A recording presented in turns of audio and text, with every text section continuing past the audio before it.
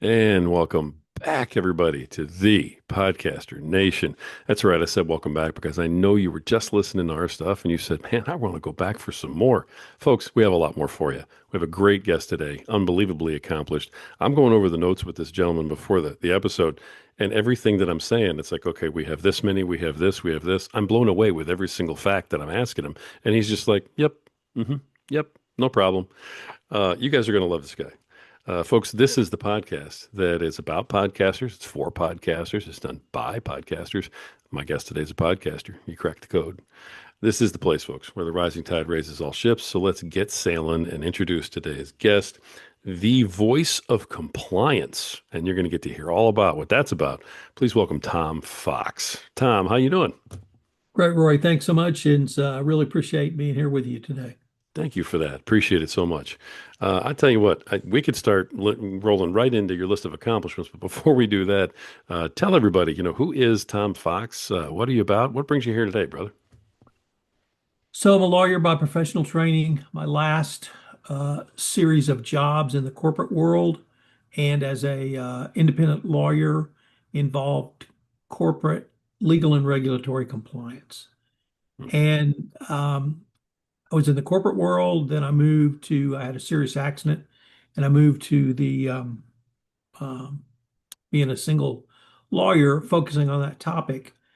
I, because of the accident I had, I couldn't leave the house except to go to physical therapy. So I Ouch. started, this is 2010. So I started utilizing social media, which at that point I knew nothing about Twitter, LinkedIn, etc., Facebook. It's before Instagram.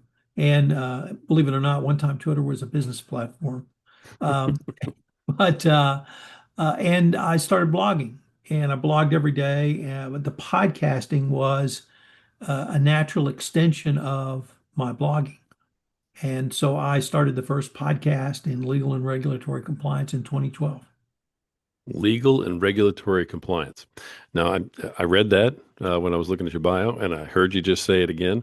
For those of us who are out there who don't quite know exactly what that means, obviously you're trying to keep people within the rules Right. of the game. Can you give us just a little bit of an idea of what that really means, keeping companies in compliance? Sure, there is a U.S. law that prevents U.S. companies from engaging in bribery and corruption outside the United States. It's called the Foreign Corrupt Practices Act. That was my specialty or subspecialty. Um, that is a multi-billion-dollar industry. It's if you're not in that space, you've probably never heard of it. By the way you're shaking your head, I think you agree with that. Absolutely. Uh, but I played in that world, but things like export control are very big with this administration. Trade sanctions, that's all compliance. Anti-money laundering, that's all compliance. If we flip over to things like financial investment houses, financial services companies, and banks, those are all heavily regulated and require compliance. Things like data privacy and data protection, that's compliance. Things like Medicare and Medicaid billing, that's compliance. So I play in all of those spaces. Wow. Okay. And that gives us a better idea of exactly what this field is for those of us who have never heard of it. You were completely right.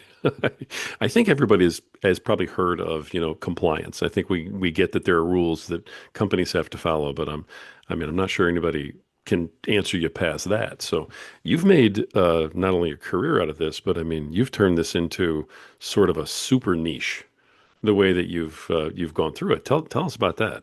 Right. So I did the podcast. I started a couple of other podcasts. And in 2017, I got the bright idea that what we needed in compliance was a one resource for all things compliance in the podcast format.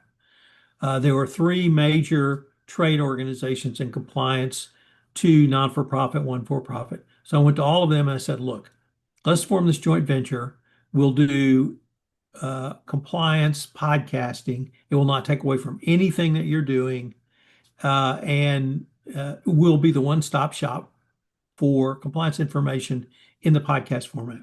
And not that I would ever suggest anything at a competitive. We'll corner all the market on advertising. I could get no interest. The first question was, "What's a podcast?" And after that is, nah, too out there. So I just said, "Bleep it, I'll do it myself." So in 2017, I formed the network, and I had to beg, borrow, steal, pay to get people to start podcasts. I mean, I even had to pay my daughter to start a podcast. Uh, and so I kind of bumped along for a couple of years. And in 2019, I said, look, I either have to fully commit to this or move it to hobby status. And so I fully committed, quit practicing law, and bought all the cool toys, mics and all that. Built this incredibly huge infrastructure. And at the end of the year, I made about $10,000. And I thought, well, that was an interesting experiment. I guess I have to go back to practicing law. So I did that in Q1 of 2020. And then on March 15th, they shut the country down. So that ended sort of all work. Hmm. And so I'm sitting around trying to figure out what the heck I'm going to do. And then on or about May 15th of that year, I started getting calls from every product provider in the compliance space. And these are almost all software companies. And they had the same question, which was, how long to get access to your network? And because of the work I had done in 2019, my answer was 24 hours because it was just a Wow. drop and drag or a plug and play. And even by that time, I had the largest social media presence in compliance. And my little world exploded. I went from 5,000 a month in income to 35,000 a month in income in 1 month. I went from 60,000 downloads across my network to 250,000 by August of 2020. And since that time, I've just tried to consolidate the growth, explosion of growth that I had at that time. Wow. I mean, that's so COVID actually helped you, Yes.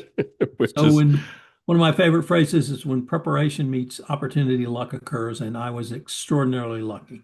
there you go. I mean, that's beautiful. It's exactly what you did. You had it all ready to go when everybody needed it. Yep. So okay, I'm dying to find out about how you monetize that kind of thing. Do you mind if we go there just for a minute? Sure. Because So how do you go to $35,000 a month? It's like, what are you selling? How are you monetizing that? I'm curious. so the first thing was that all of these companies had a marketing budget, of course. Prior to COVID, all marketing in the compliance world was done in person. Trade shows, conferences, breakfast roundtables, lunches, dinners, etc. So that all that was gone, but all that money was still there. So one, I had people with money to spend. And so I had several offerings that I've kind of refined over the year. It's about six things now. You can come on my podcast for an appearance fee. You can come on my podcast for an appearance fee and sponsor the podcast. So you get an ad read. You can sponsor an individual podcast series. So I have 50 in the big network. You can sponsor one of those. 2 episodes a month, 4 episodes a month. That's generally about 3,000 a month.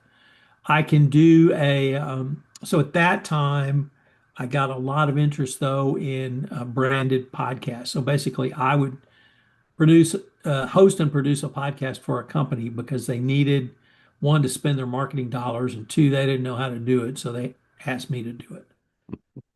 So I picked up five or six of those sort of immediately. All of this, of course, was in the time where there was no work. And literally, I spent 12 hours a day doing podcasts because I had nothing else to do. And so the work that came in, I was able to bring it in and do it. I had the infrastructure, so I could had the get all of that done. So it was just sort of that confluence of events. And then as the year went on, I was able to hire some people to help do the back end work and do the um, content creation of social medias shares because I quickly realized that as important as the podcast is, it is the social media sharing assets created by a podcast that are, if not equal value, close to equal value. So, Hmm. audiograms, videograms, tweets, LinkedIn, Instagram, Facebook, all of that evergreen social media sharing material can be used not simply to publicize the podcast, but to publicize the company. And then from my perspective, I everything I do has always been geared to writing a book. So I write about 3 or 4 books a year. And when people go out, how on earth do you do that? Here's how I do it. I used to blog or I still blog every day, but I would, 4 blogs became a white paper. 4 white papers became a chapter. 4 chapters, you've got 100 pages. So it was all one production process. Now take that same concept with a podcast. I get a transcript.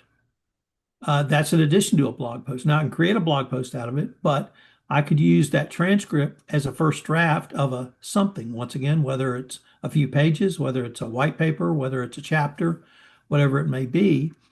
And so that was another deliverable I could give to customers, leading to my top service offering, which was what I call a podcast story, but it's essentially a 5-part podcast series with one general theme, but 5 standalone episodes. It goes out over 5 days for maximum exposure. It's 15 minutes per podcast, and that's by design because I want to talk about 1 or 2 concepts only.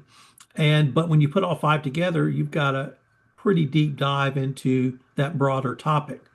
Well, together with that, I create about 12 or 14 assets per podcast for social media sharing. I write a blog from each podcast. I re-edit the blogs into a longer form white paper. And so I give all of that to the client. And that's a very popular offering. And then last year, I had a business coach and he said, well, why don't you do that and write a book?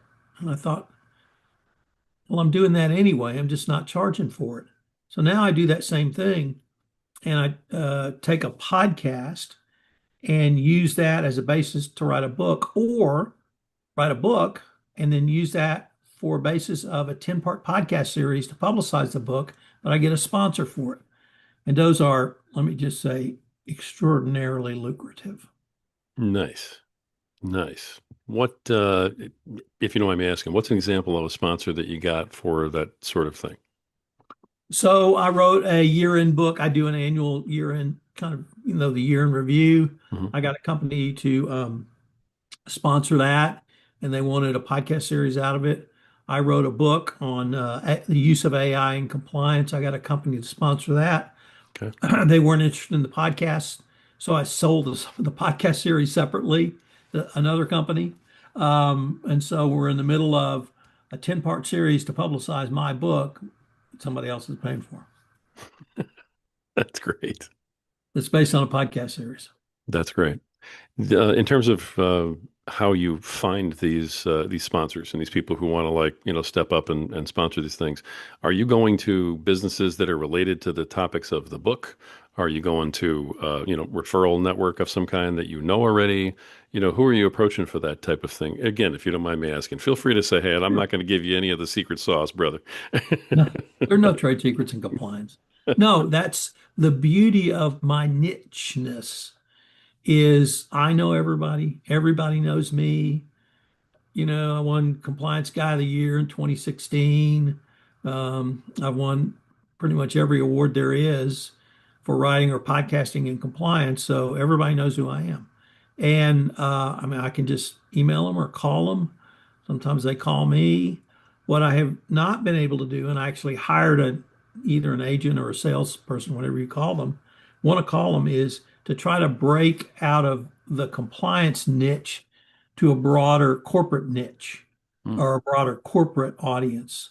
And so, and that's led to my last sort of cracking the code on podcasting for monetary generation because it turns out what companies need is nobody has a content creator anymore. They're certainly going to have a CMO and they're certainly going to talk about that, but they don't have anyone who can actually create the content for them. And that's where I'm, as you probably guessed, I'm just a content machine. And I can crank that out and give them content. But it's the podcast, it's an ad read in the podcast, it's a white paper around all of this, it's multiple assets that they can use to not simply publicize the podcast, but a 30-second clip, the video clip they can attach to an email.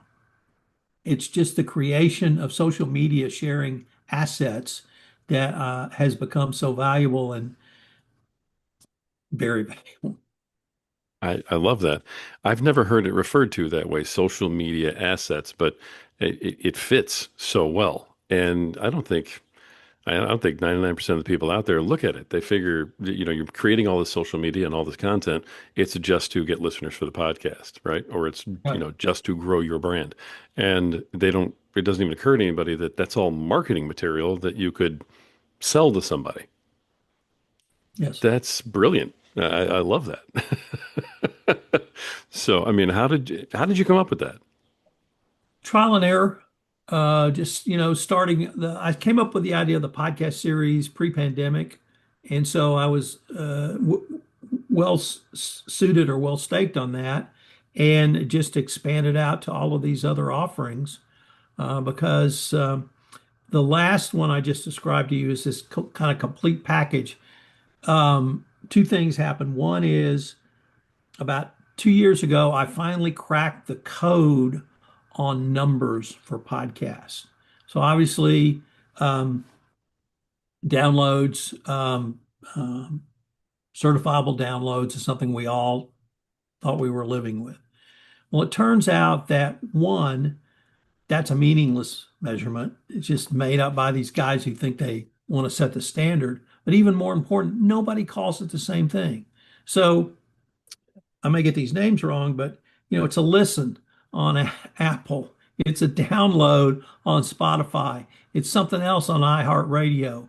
If you're on a non-IAB certified platform, it's something completely different, but they're still listening. Now, if you go over to LinkedIn, Facebook, YouTube, it's engagement, it's an impression, it's a something. Well, a couple of years ago, I finally figured out all of those numbers are available. And it just took me forever to find them, like in LinkedIn or Facebook or YouTube. So I was able to put a coherent set of numbers together that were audible. If somebody wants to audit them, happy to give them the numbers, my accounts to look at them. But the numbers even stunned me. So in 2023, I had about 400,000 IAB certified downloads across the network. I Wow. had 7.2 million hits of engagement across that network. And when I put that chart together, that got people's attention because they began to understand, they don't have to listen to the whole podcast, do they? I'm like, no, you got a 60-second clip on LinkedIn, you're getting 5,000 listens. Who do you think they're listening to? Yeah. And so it was just sort of that figuring things out as I went along. Um, and so that, and then also finally understanding that these companies need content and they need someone to create content. And if they're in the compliance space, I know compliance better than they do. So I can translate anything they tell me into compliance speak. Hmm. Okay. I love the way you're packaging this. My background's in sales, and so I'm over here just nodding my head, going, love it," because the packaging makes so much sense, and you're not saying anything that's untrue. You're just letting people know, like, this is the real story that you don't get with just the word download, which Right. everybody hates. And the reason, so when I started the network, I knew legal and regulatory compliance was never going to be the next Joe Rogan or Mark Marion or any of those guys. But my thought, and back in sort of 2017, 2018, the magic number was 30,000 downloads a month. Well, I knew I'd never get that. But I thought, well, what if I had 10 podcasts that would get 3,000 each? And so, because I was so niche, I decided to go down that route. And then I discovered the meaninglessness of an IAB certified download, and even more meaningless that you're going to get $25,000 for every 1,000 IAB certified downloads. And so I completely won't even discuss that with anyone. That's I love that. That's beautiful. I do some podcast coaching, and one of the first things that I tell people is exactly what you're backing up everything I've been telling my folks. So I love this. I'm going to refer your podcast to this interview to everybody that I've spoken to because you're backing it all up. Everybody feels like they come in and they go, "Oh, I got to get downloads. I got to get downloads. I got to get advertising," and they're worried about getting 10,000 downloads so they can get a 30-second clip that's pre-recorded that's going to pay them 18 cents. Yeah, And people just don't understand where the real money is. And you cracked that code. I mean, this is years ago you did this. it's years ago, but the whole sort of package I put together for, six figures, I didn't figure that out until this year. Oh, okay. So All right. now I can sell one podcast for six figures, and once I get to about three or four of those, that's all I have to do. There you go. That's a good day. All right. Let me back up a little bit because you made the statement about, well, what if I had 10 podcasts, that had 3,000 downloads each? Love the thinking there. That's out of the box. How can I put these numbers together in a different way? But they're all your podcasts. And so you've got a network, so to speak, of podcasts that are that are all yours in some capacity. We talked about this a little in the pre-interview. You produce them or you own a part of them. Can you explain to everybody kind of how you put together this network of podcasts, where that came from, and what that's about? Sure. So I have one switch, it's on and off. I don't have a dimmer. And when I get an idea, I start a new podcast. So, Star Trek in compliance, Star Wars in compliance, sports in compliance, Winnie the Pooh in compliance, everything compliance, great women in compliance, daily compliance, weekly compliance, compliance tip of the day, data privacy and compliance. Um, let's see, the ones I've started in the past month, AI in compliance. I'm getting ready to start an AI tools in compliance. I met a woman that I had great chemistry with, and we're going to start a podcast just because the chemistry was so good.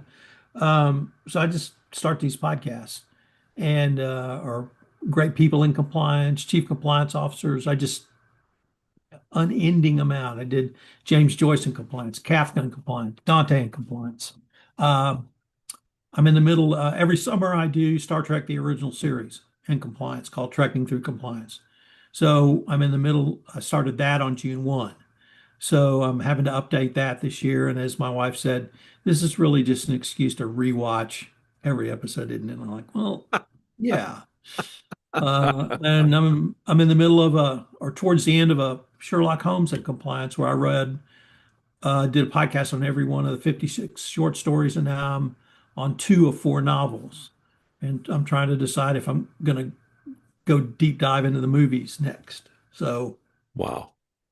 Okay, so for instance, because I'm a Trekkie too, so let's focus on that one. You're doing Star Trek in compliance, right. okay, the original series. So is the in compliance just to keep the category name going? I mean, there's no actual compliance for Starfleet, so Oh, that's where you know. you're wrong. Wrong, Oh wrong, my wrong, goodness, wrong. you're doing compliance lore.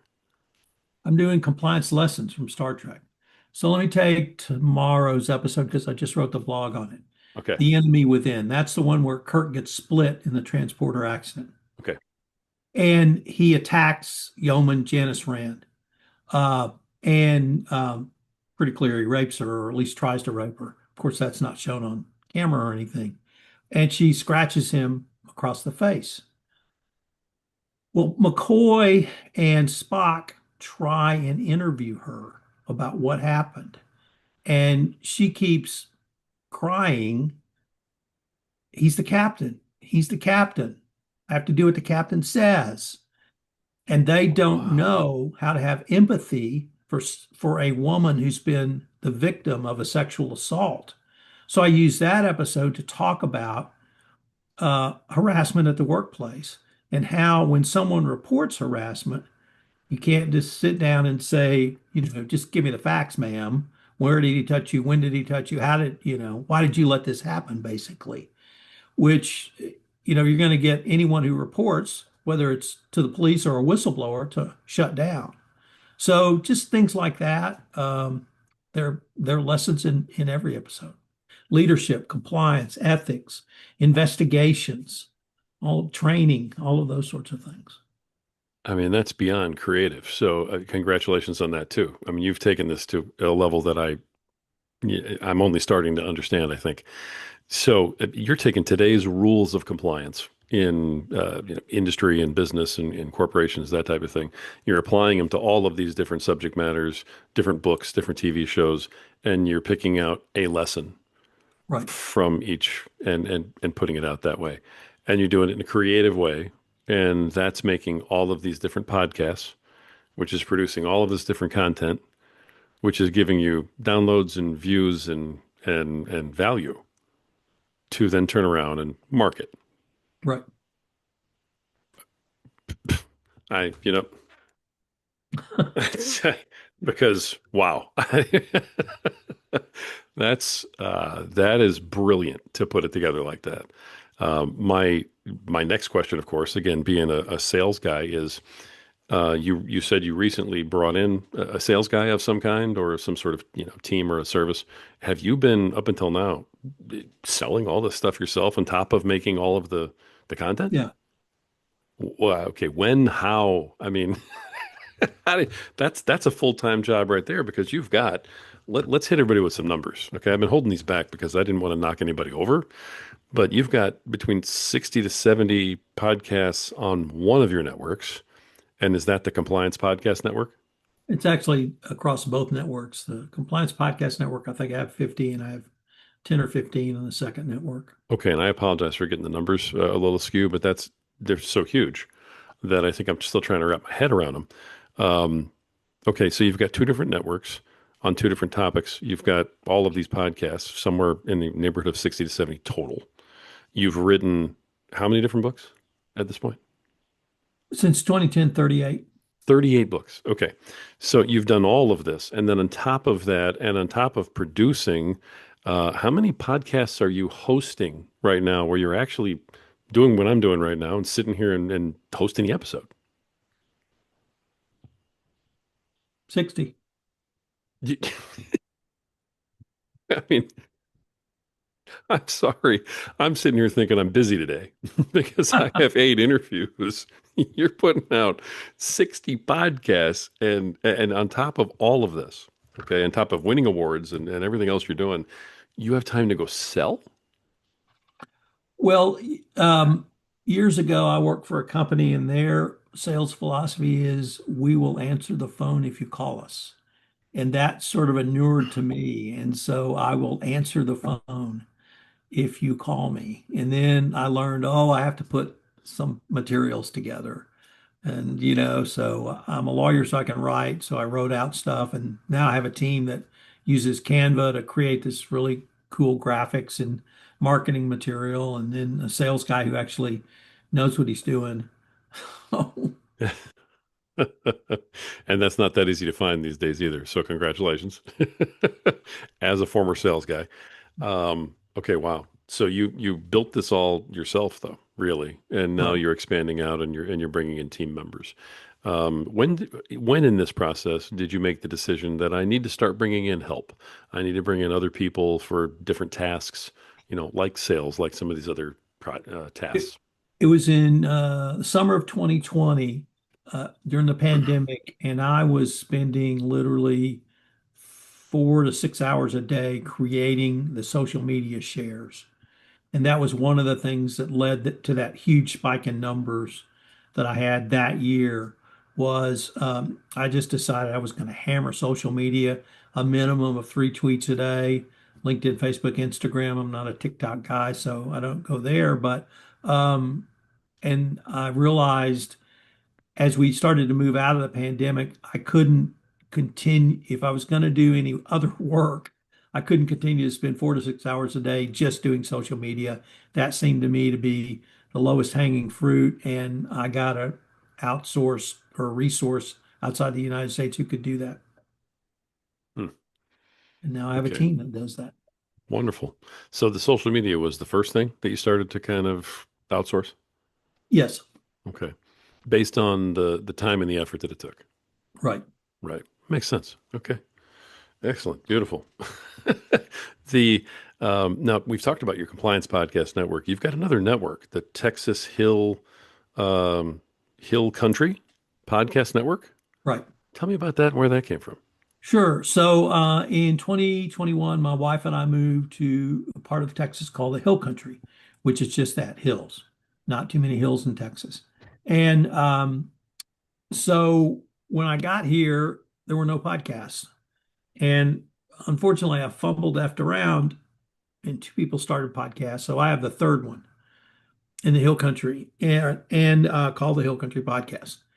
And one day, I met a guy who has a Facebook news show. It's like a daily news show, except it's on Facebook. And he said, "Oh, I've got these other two guys who want to start a network. And you know about running networks. Why don't you guys get together?" So we did. And these other two guys told me they had this idea. They wanted to start a Hill Country Podcast Network. And I looked at them and I said, the only thing I'm off about is that I didn't think of this because in so it's a rural part of West Texas, and most Yeah. rural focused podcast networks have a very big anchor show, hunting, fishing, gardening, winery, whatever it may be, and that's the anchor, and everything else kind of feeds off that. I didn't think we would get that big. Once again, that I don't think in terms of the really big podcast, but I live in a town of 25 or near a town of 25,000 people, 3 day a week newspaper, internet radio, so no local radio, no television, and they were starved for content. And this guy with his Facebook, essentially daily radio show, he just ran it on Facebook. He was getting great numbers.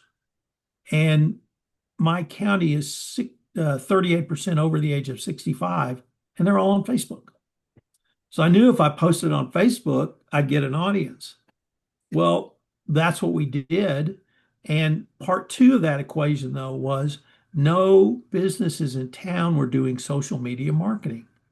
They were trying to sell through the newspaper or advertise in San Antonio, which is the closest town. It's about an hour away, but that was a complete crapshoot.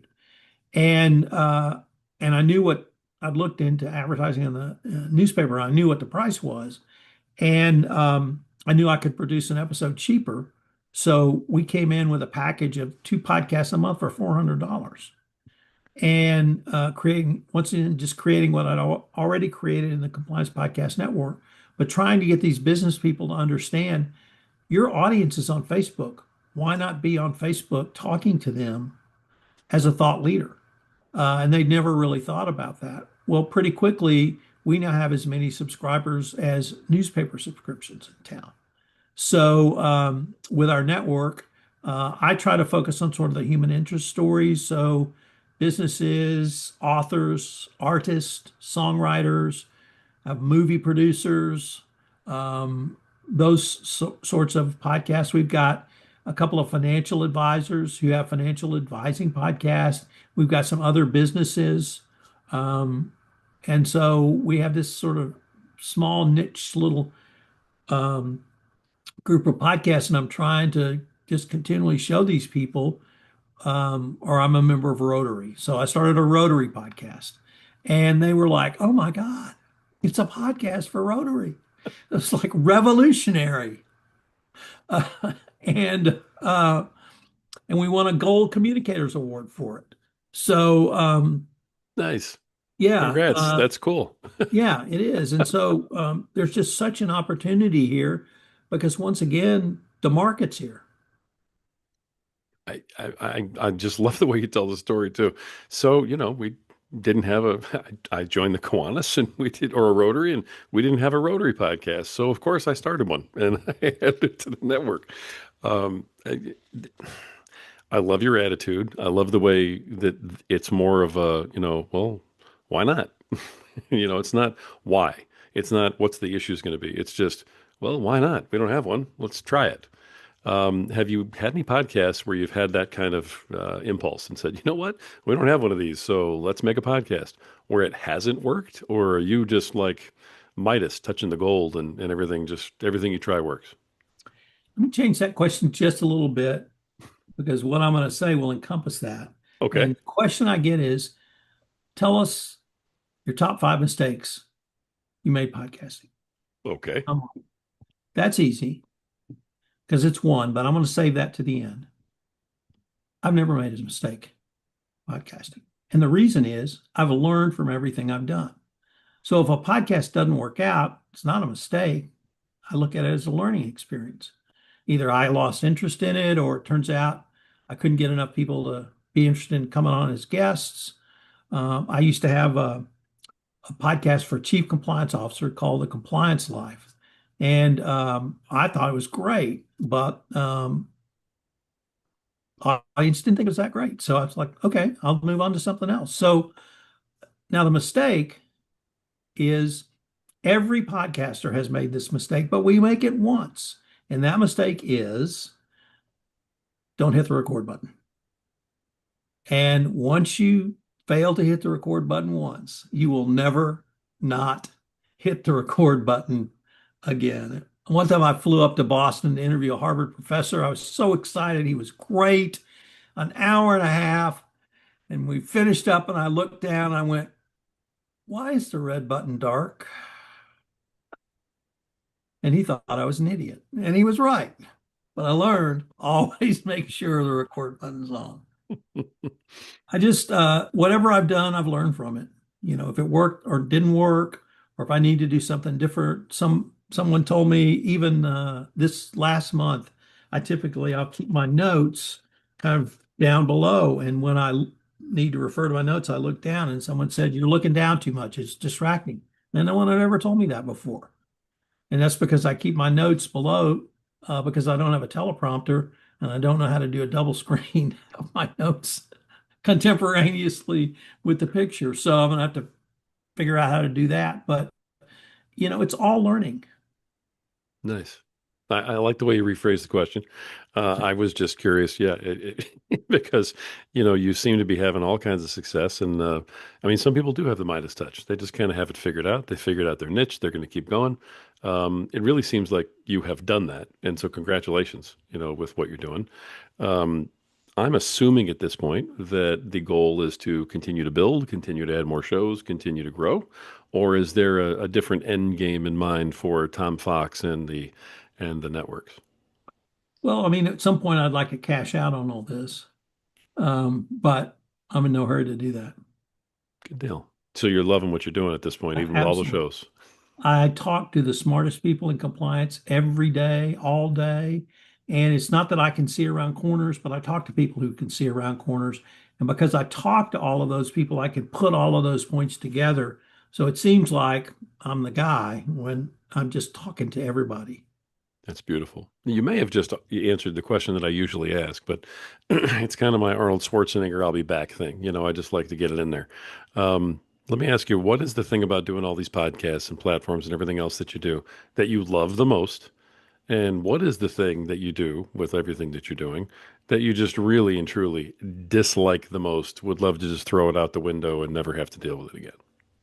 So, what I love the most is I'm intensely curious. I was always a voracious reader, and I found that I can consume more information in the audio format. So, I talk to people all day long about things I love and things that they're passionate about. I have two requirements and two requirements only for a successful podcast. Number one, how much did I learn? Number two, how much fun did I have? And that's it. And I always learn something. I may be the guy, but I always learn something from a podcast. And then if I have fun like I have here, and like you're having fun, it communicates in your voice, and people will appreciate a host who is engaged in having fun. That's awesome. I appreciate that too. So thanks. All right. No, now you got to give it up though. Now, what is the thing that you just really, man, you'd love to throw right out the window? So um, I get up very early in the morning and I work 12 to 15 hours every day. But I feel like two things. So I played high school athletics. So I still have all these stupid tapes playing in my head. One of which is you got to earn it every day. And at 68 years old, I feel like I got to earn it every day. So that's one thing. But the second thing is I, I have a lot of repeat guests. I have a lot of friends, but I have a lot of first timers. And, I can roll in and look at a set of outline for 30 seconds and roll through a podcast, but this may be, the only time they ever do a podcast. So I feel like I owe it to them to be on time, to be prepared, to be engaged, because otherwise I'm not being fair to the people I'm interviewing. So I just, even when I'm dragging my ass out of bed at 4:30 or 5 every morning to get ready, I'm like, nope, well, I've committed to this and I'm going to do it to the best of my ability and I have to earn it every day. So you're still going through the grind even after all these years and all the success. Yep. Yeah. All right. I mean, you definitely have earned it. So I love it. Listen, I appreciate everything you've brought on here. I don't get to go through a podcast very often where I didn't even start, I stopped taking notes because I'm like, I'm just going to rewatch this one and take notes on my own time. Or I can sit back and go, man, I learned a ton. And there are a zillion great ideas in here for, me and all kinds of other podcasters. So I appreciate you bringing that today because it makes it kind of a special episode just for me. And I am enjoying myself. I'm loving listening to this. Let me ask, and as we kind of, draw things together and wrap them up a little bit, what is your best piece of advice for the at-home indie podcaster, who's nowhere near where you are, obviously, but who really is just trying to kind of get going, who wants to make it, wants to stick around, and wants to be thinking about some of these things, like maybe I can monetize one day. What's your best piece of advice for them? Well, if you haven't started a podcast, my advice is get off your duff and start. That's it. Quit making excuses. Just do it. Don't say, oh, what mic do I buy? Shut up. Go buy a mic. Go buy a Blue Yeti, whatever it is. Go to Amazon. You can get a mic. But it's just start. And then there's I think there are 5 reasons to have a podcast: thought leadership, content creation, audience engagement, relationship development, and one other one I just forgot. Figure out which one of those you want to do. And they're not mutually exclusive, but you can tailor your podcast to one or more of those. If you want to own your space, whatever your space is, do the following. Start a daily news podcast because that's when that's when I figured out that's how I own this space. I knew a guy, and he did Indiana basketball, and he broke down Indiana basketball games. Well, then he started an Indiana basketball daily news podcast. I'm like, who's ever going to listen to that except people from Indiana?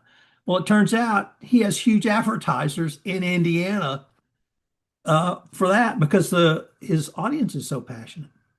And so I started a daily compliance news podcast. And the guy asked me one in a podcast conference, he said, well, I have a podcast on PTSD. I said, perfect. The daily PTSD news for veterans podcast or whatever you want to call it, because I know that there's a veteran in the news every day with struggling with that issue. And if you could talk about those issues, you're going to own that space. And so if you want to own your space, just do a daily news. And now I know you're going to say, well, how much time does that take? Well, when I started, it took an hour. Now it's 15 minutes because I do 4 curated stories.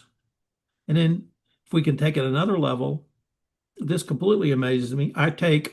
So it's 4 stories a day, 5 days a week, 20 stories a week. I take 10 of those stories, and on Saturday, I do them as 10 for 10, 10 top compliance stories for the week. I get better numbers on 10 for 10 than I do on my daily compliance news podcast. Oh my gosh. So repurpose everything. I love that idea too, the daily news thing. And here in Indiana, we do really love our basketball. I'm not sure if you even knew I was in Indiana, but No, I didn't. normally I have my IU cup sitting right here, but it's in the dishwasher, so I have my Well, if you backup. look real close, you'll see a U of M helmet behind me. Oh my goodness. All right. I see it. I see that Wolverine helmet over there. Oh, good for you. I love it. Is that where you went? Yeah. Or are you just a fan? No, went there. Went there. Congratulations. That's fantastic. So It's yeah, and it started that other guy. He was 3 of his buddies, and they listened to every game they couldn't see on television, and 2 of them were in Texas. and they'd listen to it on the radio, and they would literally break down every game. And then he got this other idea, and I thought that's absolutely brilliant. How long are your daily news podcasts usually? I mean, is it a 10, 15 minute thing on just one Four to story or five is it minutes. it's 45 minutes? Yeah. You're putting out like long form content, like that on four different areas daily? Well, I would call it short form content because it's less than 5 minutes for the whole podcast. So I have three daily podcasts. I have daily compliance news. I have compliance tip of the day. Those are both about 5 minutes. And for the summer, I have the Star Trek series, which is closer to 10 to 15 minutes. Oh, I see. I thought you were telling me each one of those was 45 minutes, like each. No, no. Okay, and I'm just again, I'm sitting there, and the amount of minutes in the day is just trickling away in Yeah. front of me, and I'm going, how? I mean, so at some point, it's like, do you really have more hours in your day than everybody else? Because how are you getting this done? But that's amazing. I love that idea. That's great. That's really beautiful. I tell you what, you've had so much to throw out here, and something tells me you've got at least one more thing in there. So let me kind of end with this. And I didn't warn you about this, so I'm trusting that you're going to be able to handle this curveball. Is there anything that I didn't ask you? Is there anything that maybe we talked about and you want to drive home a little harder for our audience, which are mostly podcasters? Or is there anything that, maybe just one more leave behind, something that you've been sitting on that we didn't touch on that you know is going to help everybody else? I'm going to give you the floor for the last minute here and go for it. Never be afraid to ask for money. And I say that as someone who is afraid to ask for money for years. And the best example I can give you is this podcast appearance fee. I charge $500 to come on a podcast. And my wife beat on me for years to do that. And I said, oh, no one will ever do that. I'll never get any podcasts. No one will do that. No one pays for that. And so I remember it was a September. I can't remember which year I instituted that. And I started off at $100. Well, 2 months later, I raised it to $250. Nobody blinked.